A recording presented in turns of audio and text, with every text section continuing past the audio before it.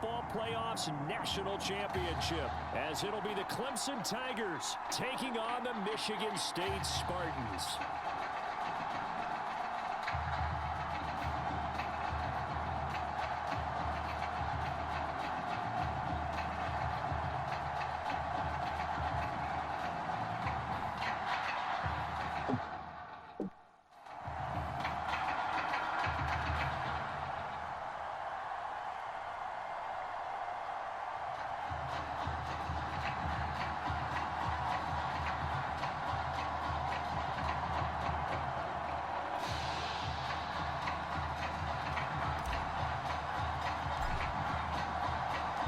Set for football now in South Florida. Strap in, folks. It's going to be a good one. And we are underway in the national championship game. And this will not be returnable. It's out of the back of the end zone for a touchback. 1st and 10 now for Clemson.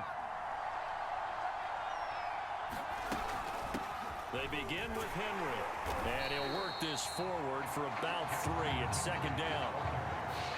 Yeah, I don't know if it's exactly a win-win, but if you're on offense, you'll take that kind of a run, all right? It was kind of stacked up, found a little bit of yardage, and frankly, they're pretty close to staying on schedule on offense. The playbook is still open for the coordinator. And they nearly get this all the way to midfield. Mark him down at the 49. You don't always expect tight ends to be big in terms of run after the catch, but after that play, he joins a growing band of players that's putting that stereotype right on its ear. This will be stopped about 2 yards shy of the marker. 8-yard gain, 2nd and 2. Ahead of the chains now, 2nd and 2.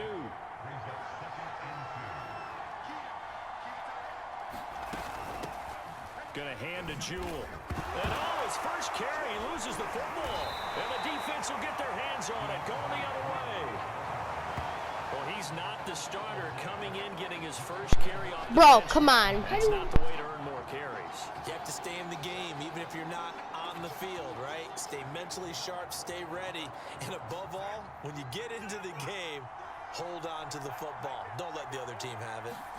Following the fumble recovery, Yost. And incomplete on the deep ball. Going with a dime look on defense. 2 extra defensive backs on the field and covered up essentially every blade of grass. That allowed them to disrupt the play. And 2nd and 10, he'll look to throw again. And that nearly an interception here on this opening drive, but he gets a reprieve. It's 3rd down. So back-to-back incompletions, and that has him staring at a 3rd and 10. Looking to throw. Yost. Flush to his right. And able to get this one across the 45 before he's brought down.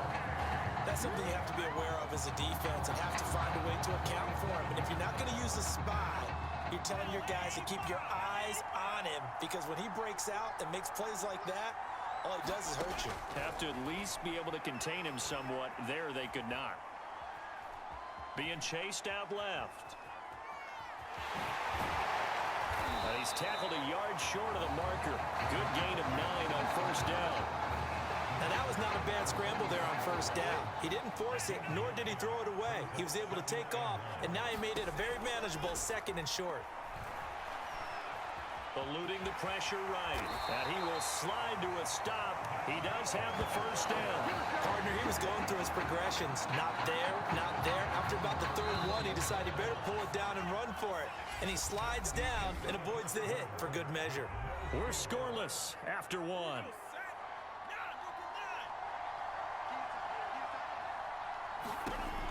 Throwing on 1st down. Yost. A beautiful fake. He'll get 8 on the scramble there. It'll be 2nd and a couple. And we have to give credit to him for buying time and extending the play. But you know, there's some really upset defenders on that one. They thought that they had him. Instead, he was coated in Teflon and got away. On 2nd down now, it's Freeman. Second and 2 is prime time for a little bit of a gamble, isn't it? Open up the playbook, go play action, toss that bad boy deep. But in this situation, go ahead and give it to your back. Let him pick up a first down. Keep the sticks moving. Going for it all. Toward the back corner of the end zone, but he could not get the feet down. This will wind up incomplete. I believe I'm following their logic. Take the big shot downfield, loosen things up. You're hoping to get some points on the board before the half.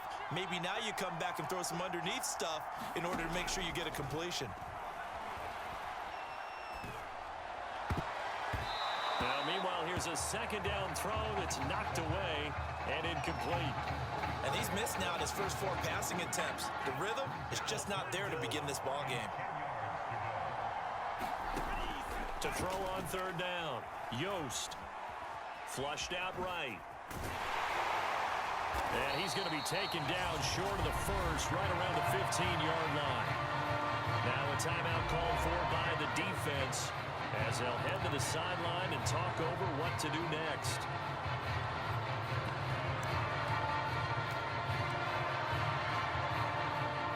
And no signs of the field goal unit. They're going for it on fourth down. They'll run for it. It's Freeman. And boy, is he close. Did he get there? No, they're going to say he's short of the line to gain. They come up short here on fourth down. And as a result, possession switches hands.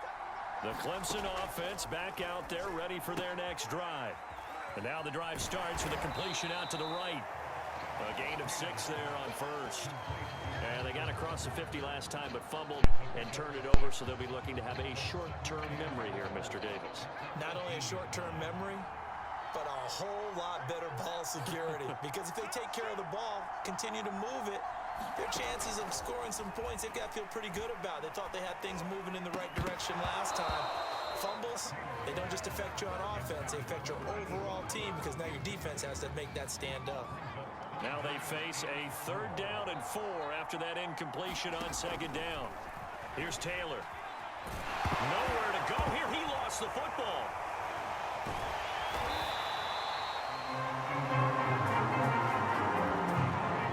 Offensively lucky they were able to keep the football, but now fourth down, so they'll have to boot it away.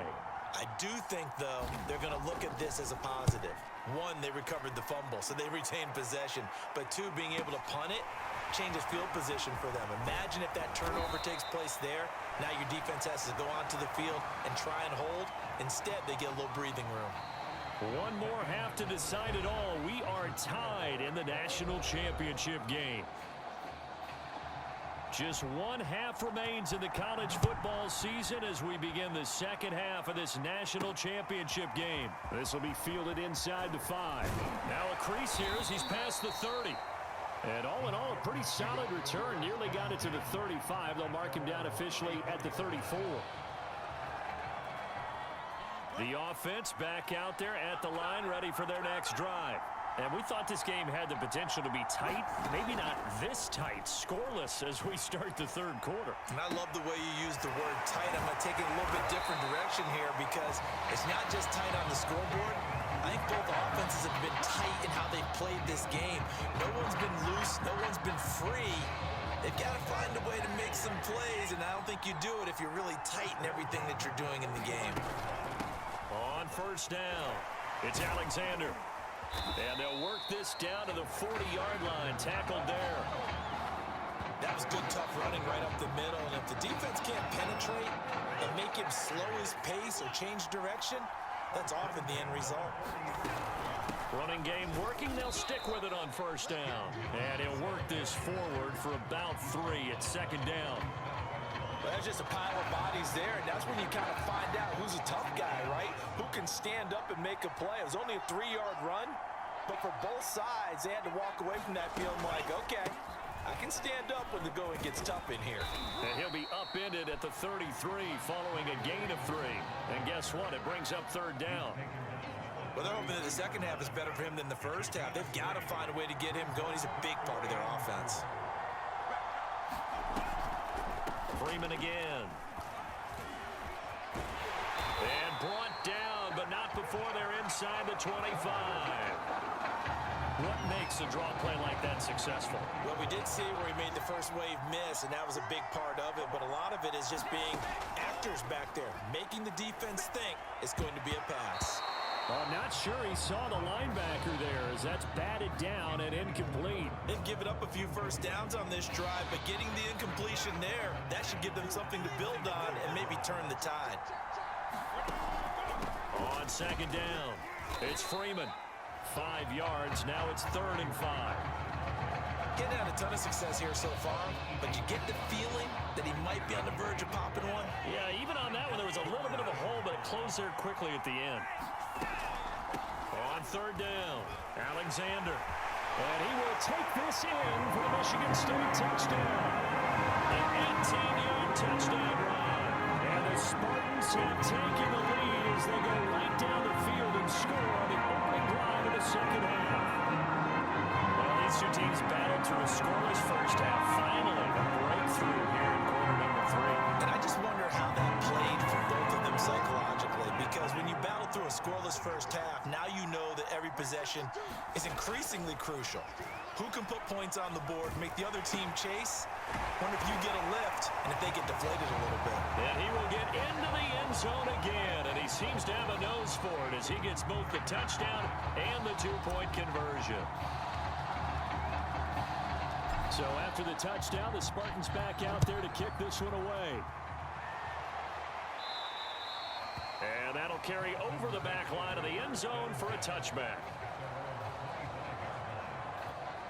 The Tiger offense ready to get after it one more time. And last drive, 3 and out. Still a goose egg on the scoreboard. How do they break that goose egg? They've got to find a way to get the ball in the hands of their playmakers, get them some space, and try and make a first down and get some momentum going. It's been a struggle for them throughout the game, and that 3 and out on the last possession, that told you just how stalled they are on offense. So who will step up here? We'll see. They'll keep it on the ground. Jewell.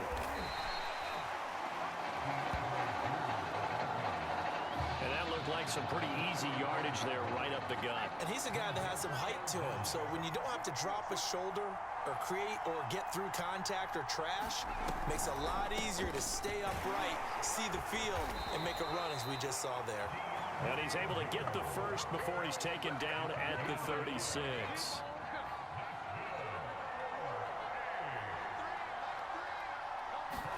Now they'll throw with Taylor. And that is incomplete. Now the coverage a little too good there, and it's second down.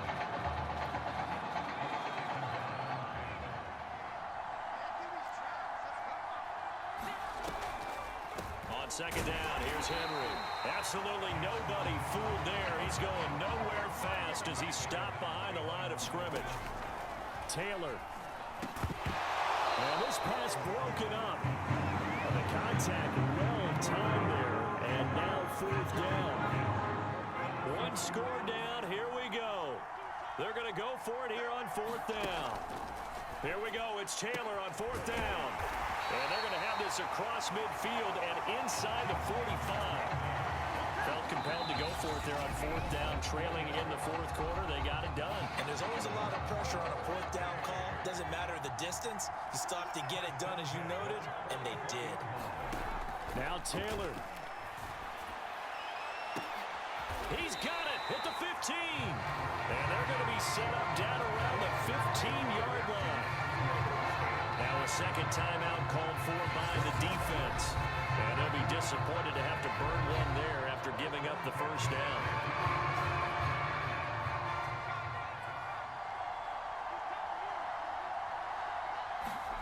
Now it's Taylor. Throwing over the middle, but it's incomplete. That's certainly not the worst thing. It stops the clock and lets your offense catch its breath and lets us exhale a little bit. Now I expect them to call a couple plays in the huddle, so they're ready if a tackle happens inbounds. 9 yards, not quite enough, and they'll be left now with 3rd and 1. Now you've got to hustle your guys to the line and get them set. Escaping the pressure, and he will take this one in for a touchdown. A 6-yard touchdown run. And the Tigers Saints have a chance to tie things up as they trail by 2 here in the 4th. Here's Taylor, and it's caught. And with it, we are tied here in the 4th. Huge conversion there to tie this thing up, but they're not done yet. Their defense needs to get a stop. Yeah, there's still plenty of time for the other team to come downfield and put some points on the board, but job 1 was taken care of. The 2-point conversion to get this thing tied. And ultimately, he stopped right where he would have been if he had simply gone down to a knee at the 25.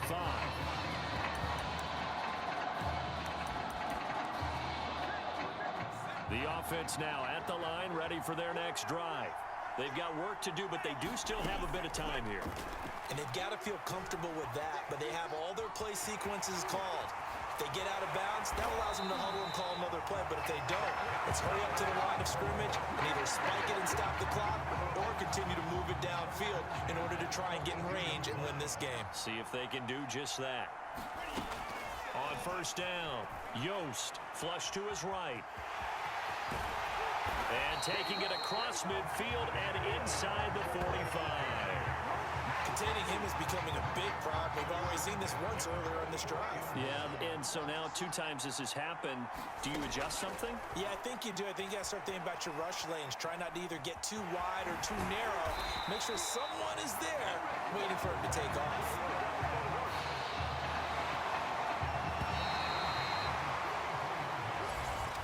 So overtime looming here to decide it all. Each team will get a possession from the defense's 25-yard line. If the score remains tied after each team has had a possession, we keep going indefinitely until we crown a champion.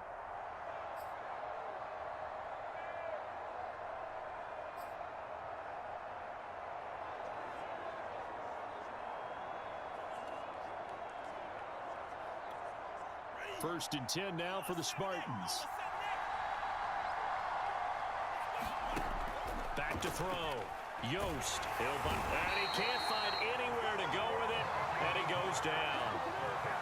It'll be a loss of 10. And it'll bring up 2nd. Looking to throw. Yost. Oh, he's going to let this go for the end zone. And this will be caught. Touchdown. They needed overtime to get it done, but put this one in the win column. And when a Hail Mary is completed for a touchdown pass like that, I think any defensive coordinator just puts their face right into their hands. I don't think there's any doubt about it, and I don't have stats in front of me. I don't have the empirical numbers that say that in recent years the Hail Mary pass has been completed more than it has been, but it feels that way, doesn't it? And I know the defenses are spending more time on it. I think the biggest mistake they make is that they play everything from behind the receiver. I think they've got to start getting people in front as well. And he's going to have to eat this one as down he goes. It'll only be a loss of a couple, but the pressure gets home on first down. They'll come up after the sack on a 2nd and 12. Now it's Taylor. And the pressure gets to him again. They overload him that time on the safety blitz, and he winds up being dropped for a loss of 7. Back-to-back sacks have this place in a frenzy as they line up again 3rd and long now. A throw there, but that's going to wind up incomplete. They went with the dime look that time on defense, just flooded the field with defensive backs, blanketed everything. Guys, this game is so close right now. I don't know if I'm going to win this one. They're going on 4th down. It's Taylor. Ooh. Throw there as this is knocked away down to the ground and incomplete. We won! Time in East Lansing for the It's first the time final since countdown. 1966. Da-da-da. It's the final countdown. Da-da-da-da-da.